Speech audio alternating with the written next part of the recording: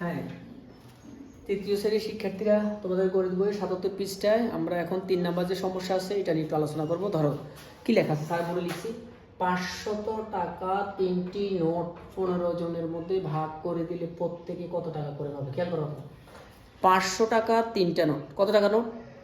কয়টা নোট? 3টা। এই টাকাটা কয়জনকে ভাগ করে দিবে? 15 জনকে। প্রত্যেকে মানে কি? একজন। তাহলে একজনে কত টাকা করে পাবে। আচ্ছা, আমরা প্রথমে কাজ হলো 500 টাকার নোট কয়টা? 3টা। 500 টাকার নোট 3টা, কি টাকার পরিমাণ কি বাড়বে না কমবে? বাড়বে। 500 500 500, তাহলে 3 500 কত হয়? 500 500 1000, 1000 সাথে আরো 500 হলে 1500। তাহলে আমরা মোট টাকাটা বের করি। আমরা এখন লিখব 500 টাকা কয়টা নোট বলো? 3টি নোট। 500 টাকার কয়টি নোট? 3টি। সমান সমান, হ্যাঁ, 500 গুণ কত? 3। 500 গুণ 3 না? 0 1টা 2টা লিখলাম, 3 5 15। এই যে 500 টাকা লিখে দিচ্ছি। শেষ। এরপরে কি বলছে?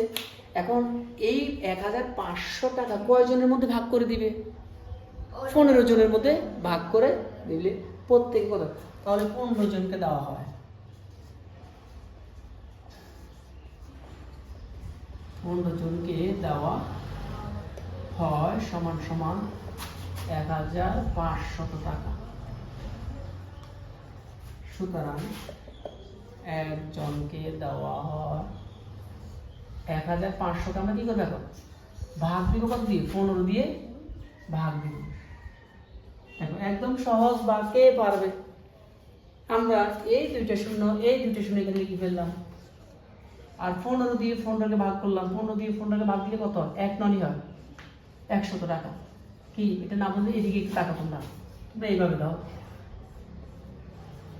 এই যে দেখো, 15 দিয়ে 15 একবার যায়, তাহলে 0 একটা দিলাম, আবার আরেকটা থাকলো, দিলাম এখানে, এখানে দিলাম, এখানে দিলাম, শেষ 100 টাকা। ঠিক আছে, তাহলে প্রত্যেকে কত করে দিবে? 100 টাকা করে দিবে।